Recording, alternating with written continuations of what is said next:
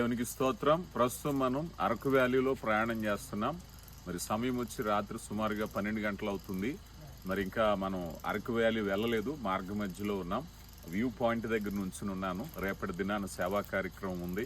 సువార్తను ప్రకటించాలి, అనేక మందికి ఆహారం అందించాలి, అలాగే దుప్పట్లు పంచాలి. ఆ కార్యక్రమం కోసం ఇప్పుడే వెళుతున్నాం. ఇప్పుడు వెళ్ళి రేపటి కార్యక్రమం కొరకు మనమే స్వయంగా వంట కార్యక్రమాలన్నీ చేయటానికి నేను నాతో పాటుగా సహకారులను తీసుకుని వెళ్తున్నాను. ప్రార్థించండి. దేవుడు మిమ్మల్ని బహుగా దీవించును గాక. ఆమేన్.